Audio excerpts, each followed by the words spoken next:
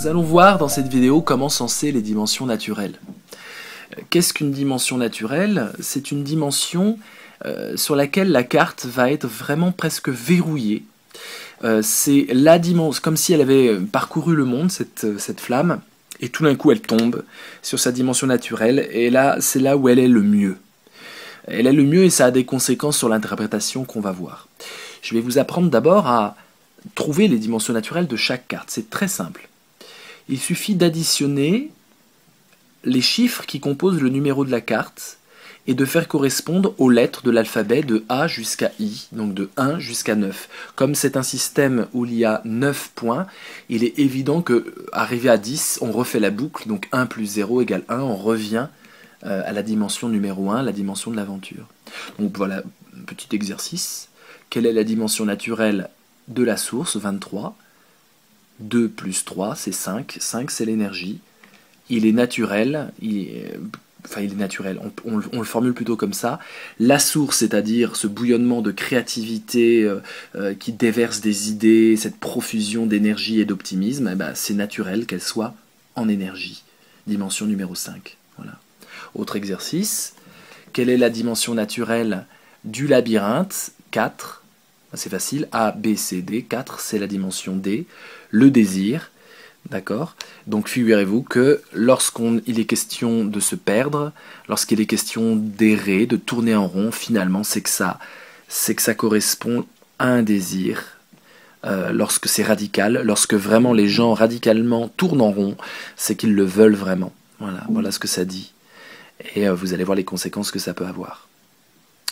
Quelle est la dimension naturelle de l'illusion? Moins 19, la perle folle, hein, cette illusion qui nous coupe de la réalité.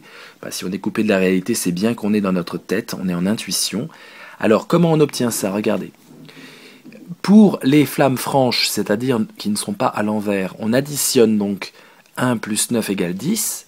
10, ça fait 1 plus 0 égale 1. On additionne jusqu'à obtenir un nombre entre 1 et 9.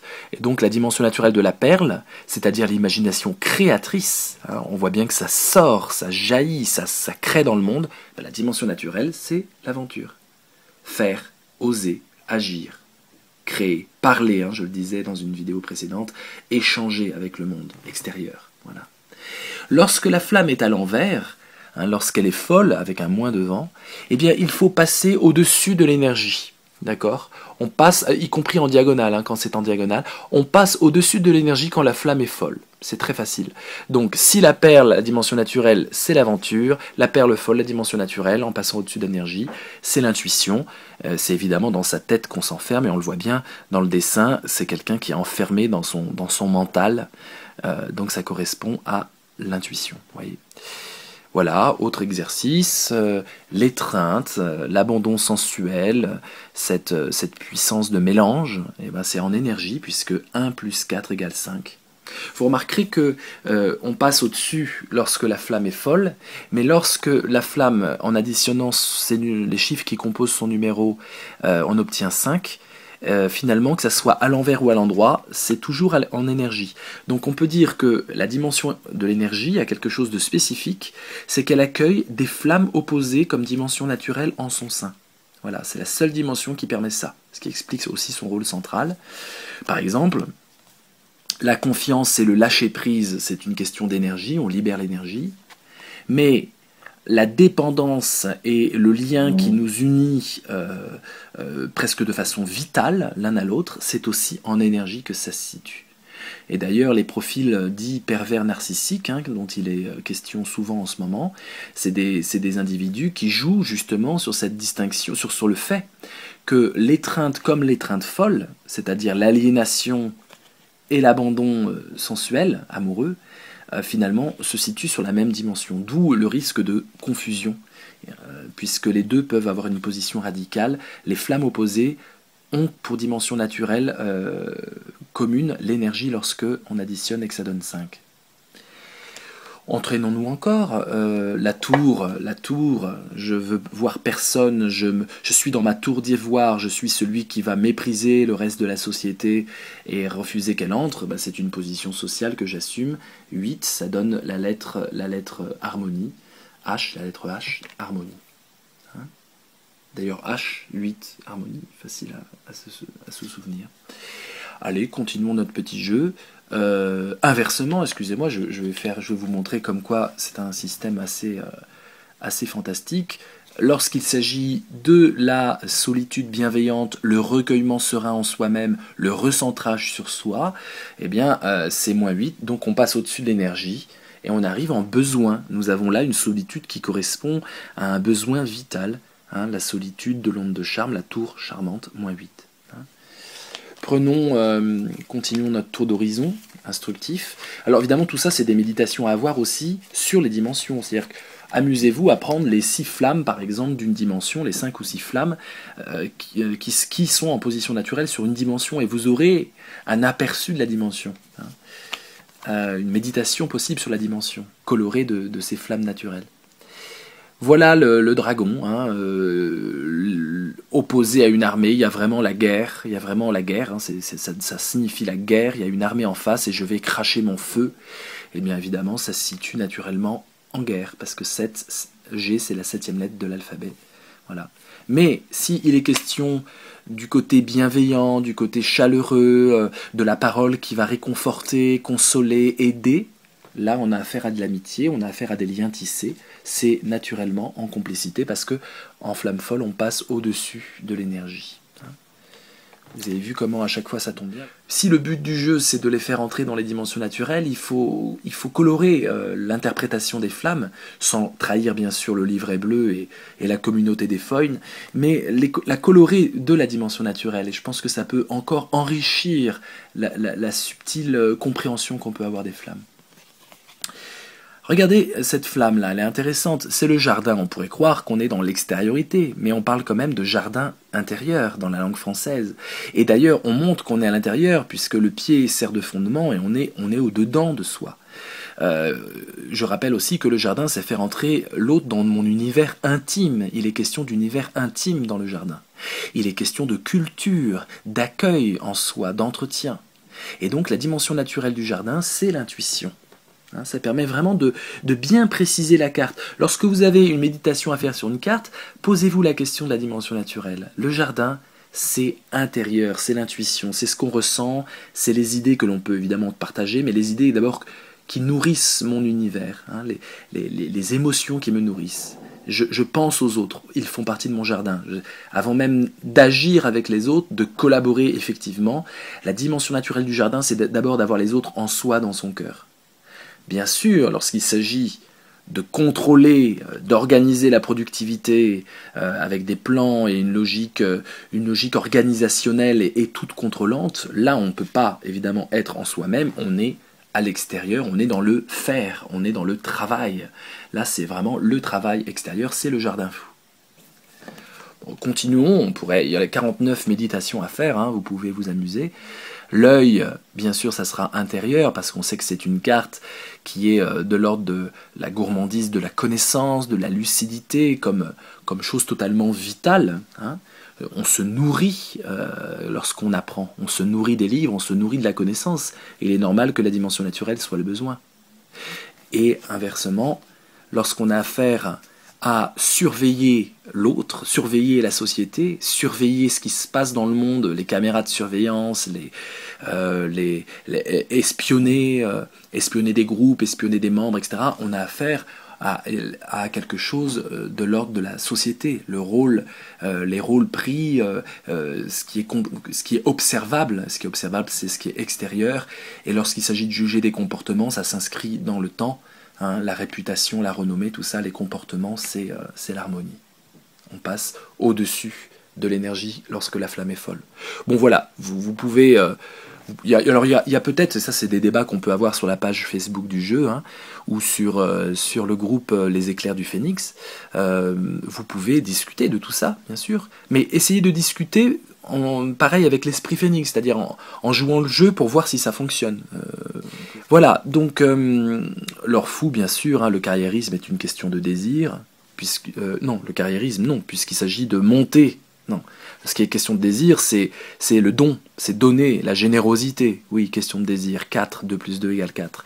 Mais par contre, monter dans la carrière pour avoir le plus haut poste, être dans des compétitions pour arriver enfin à ses fins en écrasant les autres, on a affaire aux fruits.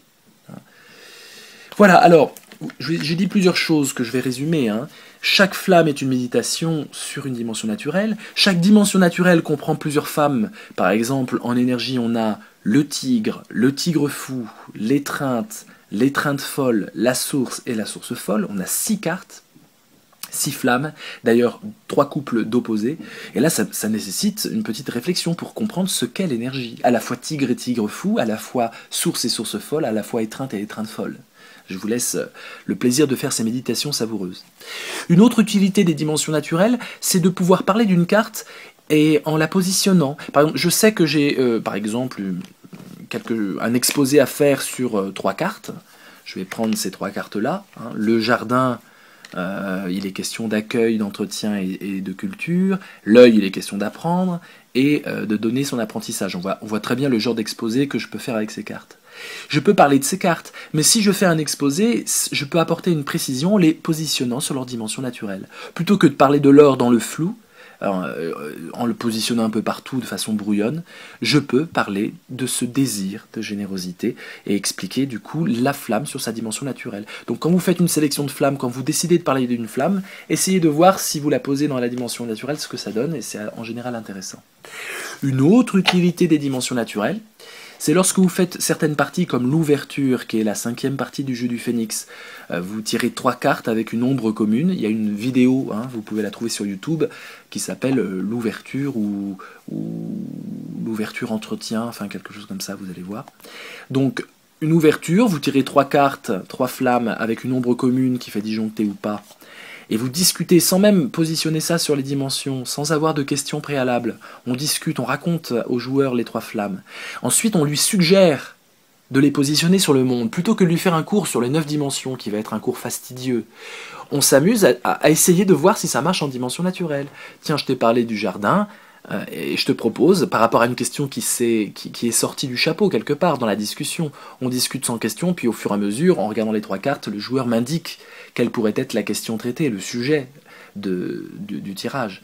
Et du coup, je lui suggère de mettre le jardin en intuition. Il peut ne pas être d'accord, mais c'est pas mal d'avoir une piste de départ.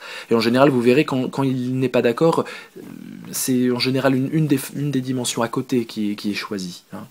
Voilà, donc pour l'ouverture, c'est bien pratique d'avoir quelque chose qui nous guide dans le raisonnement en choisissant les dimensions naturelles.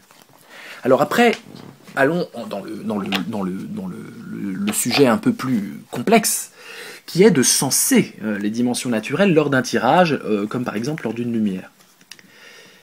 Vous avez une flamme sur sa dimension naturelle.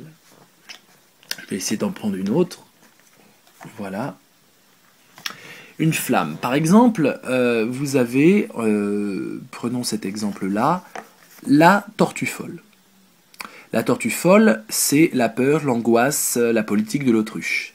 Ne pas vouloir voir la réalité en face. Quand je dis ne pas vouloir voir la réalité en face, j'ai affaire au désir. Vouloir, dans ce sens-là, c'est vraiment quelque chose d'hérité du passé qui est sur la flamme désir. Et ça tombe bien, puisque la tortue, c'est 6, c'est-à-dire le fruit, c'est-à-dire j'aboutis, je crée ma zénitude, ma sérénité, c'est quelque chose que je produis et qui irradie dans le reste du monde. Très intéressant. On n'a pas affaire à une tranquillité intérieure, comme le -8 en besoin. On a affaire à une sérénité qui se répand. D'ailleurs, il est question d'extériorité dans la tortue. Elle est tranquille alors qu'elle est agressée extérieurement. Tout le monde voit sa tranquillité. Elle porte le monde. Autant d'indications qui nous montrent que la sérénité de la tortue est dans l'espace social, et non pas dans l'espace intime comme on pourrait croire. Il s'agit d'une quiétude sociale, rayonnant dans le reste du clan, dans le reste de la société. Prenons donc cette carte d'inhibition et de peur, de couardise et de ne pas vouloir voir les vérités. Lorsque j'ai la tortue folle en dimension naturelle, dans le sensage, voilà comment il faut procéder. Il faut dire d'abord que cette flamme est en position radicale. C'est pas quelque chose qui est susceptible d'être aussi mobile que si la carte était sur les autres dimensions. Radicalement, il y a vraiment, vous pouvez insister sur le souci à la fois que c'est bien humain, quelque part ça correspond à un ordre des choses. Voilà, c'est bien humain d'avoir peur et d'avoir ce désir de fermer les yeux face au danger. C'est quelque chose de naturel, les enfants l'ont presque naturellement. Vous insistez sur le côté un peu naturel, mais vous pouvez aussi insister sur le côté un peu radical. C'est pas prêt de changer, ça touche aux racines profondes de la situation, de l'individu ou de l'événement en fonction du sujet de votre tirage. Ensuite, et c'est là où ça commence à être intéressant vraiment, c'est que, prenons la rose par exemple, ne la mettons pas dans la dimension naturelle, la rose. Donc la rose, c'est la cruauté, la sensation que les choses vont finir et qu'il faut fonctionner par coups d'éclat, par choses belles, magnifiques et séduisantes, parce que au fond de soi, on sait qu'il y a la mort, on sait qu'il y a la finitude. C'est une méditation sur la finitude, la rose. C'est très intéressant et qui se trouve en intuition, contrairement à ce qu'on pourrait croire bêtement. C'est-à-dire, on se dit, la rose, c'est la diva de l'Empire, c'est l'éclate, c'est extérieur, oui, mais ça part d'une mélancolie, ça part d'un memento mori, souviens-toi que tu vas mourir, ça part de cette faille profonde d'une mort imminente, et du coup, par réaction, je peux m'éclater dans le monde extérieur et essayer de séduire. Donc la rose, le grand problème de la rose, c'est justement que c'est en intuition, tandis que l'amour flamboyant, la passion inscrite dans la pierre, vérifiable par tous, c'est dans l'aventure que ça se situe. Ça me rejoint cette phrase du poète Pierre Réverdy, ce qui compte, ce n'est pas l'amour, c'est les preuves d'amour. Les preuves d'amour. L'amour, on en fait la preuve tous les jours. On s'en lasse, on est tourné vers l'autre, on est plein d'attention, et du coup ça rayonne sur le monde. C'est très beau de montrer que l'amour n'est pas une question de relation à l'autre simplement, mais c'est aussi être porté. Quand quelqu'un est amoureux, tout le monde le voit. Tout le monde dit, tiens, t'as l'air sur un nuage. Et l'onde de charme répandue dans l'amour est une onde de charme qui est dans l'action, dans le faire. On fait tout avec plus de cœur, on fait tout avec ardeur. L'amour est une aventure. Voilà ce que dit le jeu en réfléchissant sur les dimensions naturelles. L'amour est une aventure. Pas une complicité, mais une aventure.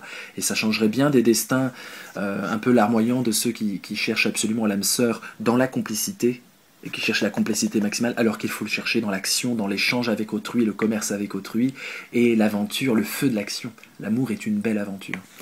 Voilà, prenons simplement la rose en complicité. Donc une relation tissée dans la jalousie, l'appropriation, la possessivité avec l'autre.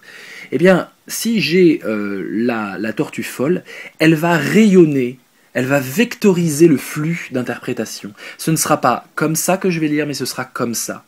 La dimension naturelle va avoir une influence, et il y aura un peu de la flamme en dimension naturelle là. C'est comme si la flamme était douée d'ubiquité et pouvait se démultiplier aux dimensions adjacentes. Donc de temps en temps, pas tout le temps, mais de temps en temps, il y aura un peu de tortue folle. Alors là, c'est terrible parce que la tortue folle étant choquante et la rose étant choquante, elle va évidemment augmenter cette possessivité. J'ai peur de perdre l'autre et je désire avoir peur de perdre l'autre. Donc on va lui dire que parfois il y aura de la politique de l'autruche de ne pas voir la réalité en face dans la relation de temps en temps. Voilà.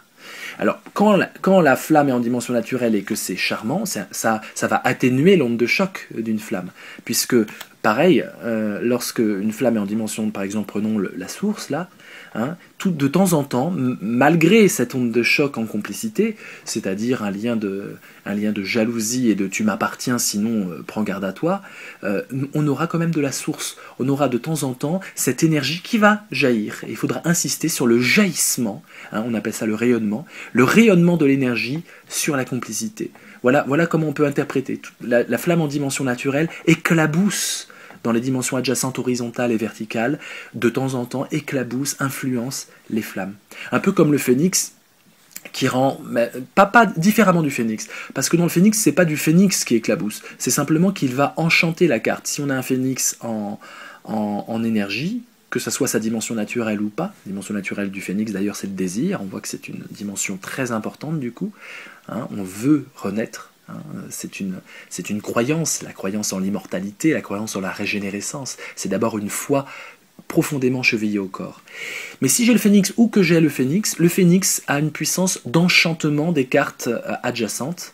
Et donc forcément, là, on aura de temps en temps un tout petit peu de rose folle qui apparaîtra. Voilà ce que produit le phénix directement.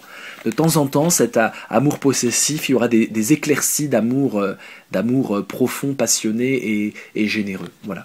Le voyage, c'est la même chose. Il va rendre folle de temps en temps les flammes sur les dimensions adjacentes. Par exemple, là on aura le même mécanisme, mais parce que la flamme devient folle, pas parce que la flamme devient charmante. Le phénix enchante, le voyage enfolle, on pourrait dire ça comme ça, le voyage enfolle de temps en temps les flammes sur les dimensions adjacentes. Pour les flammes des dimensions naturelles, c'est pas ça. C'est la flamme elle-même qui se téléporte de temps en temps sur les dimensions adjacentes. Voilà, donc il faut vectoriser le flux. C'est vraiment la flamme sur la dimension naturelle qui va influencer l'autre et pas l'inverse. Et il faut montrer que de temps en temps, on a une confusion, puisque une perméabilité en fait dans les dimensions. Voilà pour les flammes des dimensions naturelles. Alors, il existe une autre règle que je vous esquisse seulement, il faudra y consacrer une vidéo. Elle ouvre un immense champ d'investigation phénix, elle est tout à fait nouvelle, je crois que je ne l'ai jamais vraiment formulée. J'ai dû faire un post sur la page Facebook du jeu. Quand vous avez une flamme sur sa dimension naturelle, par exemple la rose, allez, prenons l'amour, ça sera plus sympathique, l'amour. Donc je ne peux qu'esquisser ce qu'est l'étoilement. L'étoilement, c'est le fait qu'une flamme sur sa dimension naturelle va influencer, en termes de parité, c'est-à-dire impair ou pair, les flammes adjacentes. L'étoilement, vous savez, ça vient du fait que les flammes en dimension naturelle se notent avec une étoile en haut. Par exemple, la rose folle en aventure se note à -9 avec une étoile. Donc, lorsque on prend la rose folle en aventure et que l'on prend une flamme qui est déjà impaire, il ne se passe pas grand-chose si ce n'est un renforcement du côté impair. Vous savez que les cartes sont divisées en deux catégories. Les flammes avec des numéros pairs sont des flammes réceptives. Elles reçoivent le monde en elles-mêmes. Et les flammes avec un numéro impair sont des flammes expansives. Elles agissent sur le monde. Ça montre un peu la direction dans le rapport entre la flamme et le monde. Pair réceptif, impair expansif. Donc là, il ne se passe pas grand-chose si j'ai par exemple la perle en harmonie, si ce n'est que le côté extérieur, expansif, actif, agissant sur le monde est renforcé par cette rose folle en dimension naturelle. Mais si par exemple j'ai le masque fou, l'autodérision, l'humour en harmonie, eh bien figurez-vous que nous n'allons pas parler de masque fou, mais de masque fou étoilé. Étoilé parce qu'il va subir l'étoilement de cette rose folle en dimension naturelle. Ça veut dire quoi? Ça veut dire que vous devez essayer de penser un masque fou qui serait expansif, actif, agissant de façon active, vigoureuse, forte, décidée sur le monde. Alors, c'est intéressant parce que ce n'est plus celui qui se positionne comme étant naturellement aux yeux des autres quelqu'un qui a de l'humour et qui remet en cause les choses de façon savoureuse et amusante, mais là c'est quelqu'un qui pratique l'humour de façon quasiment militante, qui se positionne comme étant celui qui amène quelque chose de suave, de plaisant dans le monde, de façon, on va dire, volontaire, de façon active. D'accord ? Il fait que le monde va subir son humour, subir au sens peut-être positif du terme. Voilà. Donc on ne parle pas de Weklin. Weklin, c'est le masque fou dans sa version folle, donc dans sa version normale, on va dire pair, mais on va parler de Wekdin. On mettra la terminaison en foin, là je parle vraiment aux experts, on mettra la terminaison qui indique qu'il s'agit d'une flamme charmante, avec un i donc, d'une flamme folle, c'est-à-dire avec un n à la fin, mais d'une flamme aussi active, d'une flamme impaire, din, et non pas lin. Donc Wekdin, c'est le masque fou étoilé. Un masque fou qui agit sur le monde. Et c'est assez amusant de voir que l'amour permet le Wegdin. Hein, c'est grâce vraiment... Et là, on voit bien le lien de cause à effet. On a Wegdin, le masque fou étoilé en harmonie, que parce qu'il y a la rose folle en dimension naturelle, en aventure. Ça marche aussi, évidemment, avec le masque classique, franc. L'hypocrisie, la dissimulation, elles vont devenir actives, hein, impaires, comme s'il s'agissait d'une flamme impaire, avec cet amour qui est à côté.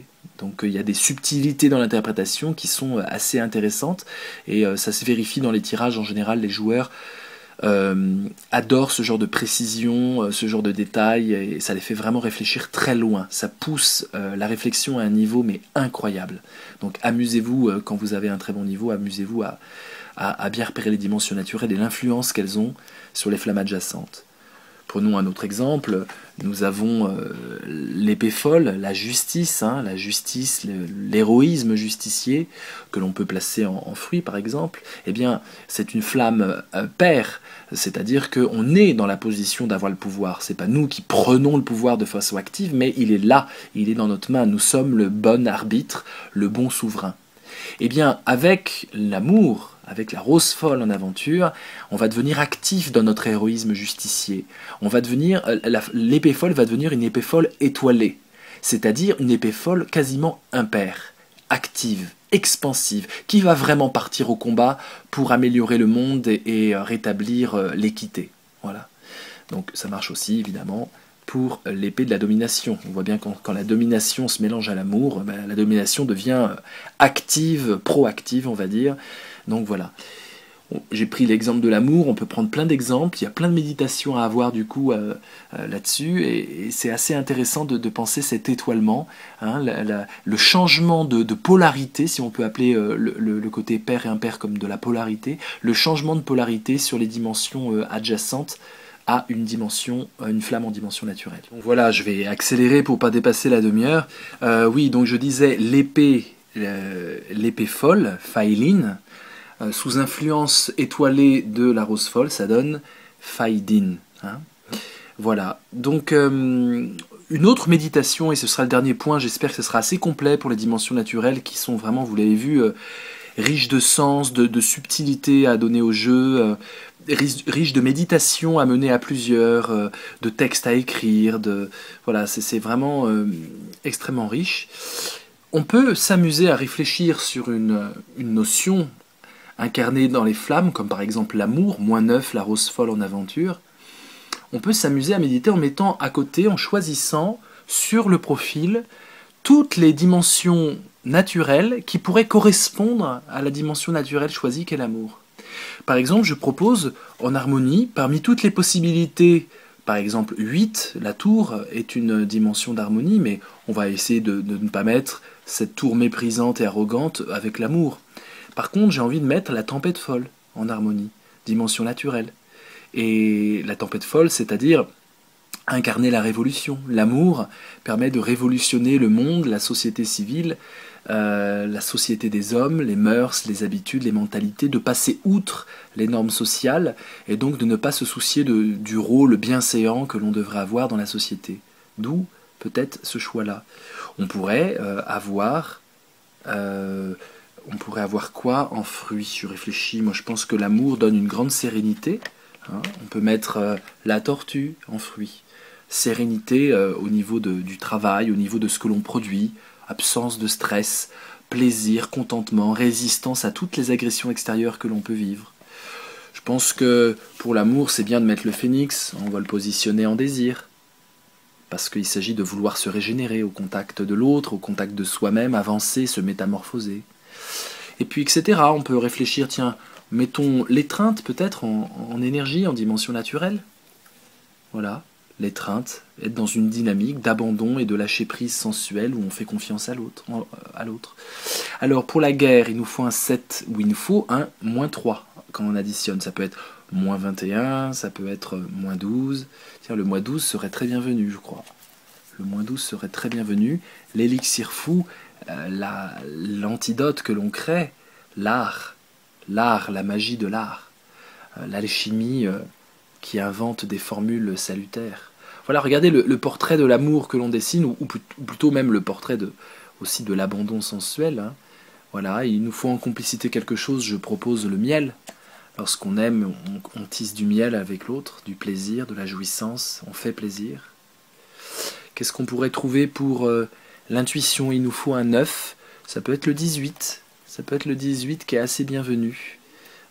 Ça peut être aussi le -10, vous voyez, il y a plusieurs choix possibles. Tout ça, c'est des discussions à avoir ensemble. Je peux choisir le 18, le jardin, c'est-à-dire l'autre fait partie de mon jardin intérieur. Mais je peux choisir le -10, c'est-à-dire l'épée folle. L'amour me rend héroïque et justicier, en tout cas me donne cette conscience d'œuvrer pour des choses nobles, du point de vue de l'équité, de la justice. Et enfin, pour le besoin, de quoi se nourrit-on lorsqu'on est amoureux? Il me faut un 2. On va éviter le 11, ça serait triste. Ou il me faut un -8. Ça donnerait -17, ça serait triste aussi. Alors réfléchissons ensemble sur ce besoin. -8, c'est pas mal. Je pense que c'est pas mal. L'amour qui dure, l'amour qui résiste aux égoïsmes, c'est un amour qui me permet aussi de me recueillir sur moi-même et de me recentrer. Et donc je peux mettre la tour folle en dimension naturelle. Là, on a ce qui arrive très très rarement au tirage, et je pense que c'est quasiment impossible dans une vie humaine d'arriver à 9 dimensions positionnées naturellement. En général, dans les profils, on en a 1, 2, 3. Quand on en a 4, c'est énorme, c'est extraordinaire. Dans ce qui est de l'étoilement, là, imaginez un peu le bordel. Toutes les flammes sont sur leur dimension naturelle, donc il se passe des jeux d'influence d'étoilement à chaque fois. Donc pour savoir si vraiment une flamme subit l'étoilement, donc un changement de polarité pour elle, hein, d'une flamme naturelle adjacente, il faut calculer le nombre d'influences qu'elle reçoit. Par exemple, la tortue, qui est normalement réceptive du monde, puisque c'est une flamme paire, reçoit le côté impair de la rose folle qui est en dimension naturelle. Elle reçoit aussi le côté impair, attendez, je remets dans l'ordre que j'ai choisi, désolé. Elle reçoit aussi l'influence paire de l'élixir fou. Et donc elle reste elle-même paire, car elle reçoit 2 influences, une impaire, une paire, mais elle-même est paire, donc elle reste, les 2 influences, si vous voulez, s'annulent, et elle reste la tortue réceptive du monde. Pour le miel, nous avons une flamme paire en dimension naturelle, mais elle reçoit l'étoilement de l'étreinte, et donc un étoilement qui est pair. Elle reçoit l'étoilement de la tempête folle, et donc un étoilement qui est pair. Et elle reçoit l'étoilement du phénix, et donc un étoilement qui est impair. On ne compte pas l'étoilement de la carte dite, hein, de la carte sur sa dimension naturelle, puisqu'elle ne peut pas s'auto-étoiler. Donc en fait, on a 2 influences paires et une influence impaire, ce qui fait qu'elle reçoit, cette flamme, le miel, l'influence de l'étoilement pair. Et donc c'est un miel réceptif de l'autre. C'est plus tellement moi qui donne du plaisir à l'autre, mais c'est moi aussi qui en prend, qui reçoit. Et donc c'est une belle définition de l'amour. Vous voyez comment l'étoilement, finalement, les jeux d'étoilement contradictoires se calculent. On a quoi d'autre comme cas de figure? Non, le reste, il n'y a que des renforcements. Non, voilà notre amour, regardez. L'amour que l'on pense actif, dans la configuration que l'on a trouvée, eh ben, il devient réceptif. Parce que étoilement pair, étoilement pair, étoilement pair. 3 étoilements pairs. Et donc l'amour est cette puissance active de pouvoir recevoir l'autre en agissant avec passion. J'agis avec passion pour mieux le recevoir. C'est très beau. Et vous voyez la profondeur de réflexion que cela donne. Il est bien sûr rare, encore une fois dans les tirages, d'avoir autant de flammes naturelles. Et donc la plupart du temps, les calculs sont beaucoup plus simples. Mais voilà, là c'est une méditation vraiment philosophique sur ce qu'est l'amour. On ne fait pas la place au hasard, on choisit, on discute sur chaque flamme, et c'est des exercices avec des contraintes, et il y a plein de combinaisons possibles. Il suffit de changer par exemple le miel et de le mettre en miel fou ici, hein, le miel fou dans l'amour, un effort de confort étouffant, et là c'est déjà une autre façon d'aimer. Hein. Et puis je peux mettre l'élixir dans complicité, le calcul stratégique en amour, et là on a de l'onde de choc qui apparaît, et on peut s'amuser à faire décliner comme ça toute la combinatoire du jeu. Voilà, j'espère que c'est complet. Si vous avez des questions, vraiment, n'hésitez pas.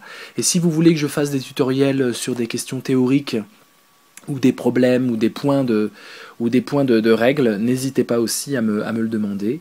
Je vous dis à très bientôt sur les pages Facebook du jeu. Et puis d'ici là, méditez bien, sensez avec les amis et diffusez l'onde de charme. À bientôt.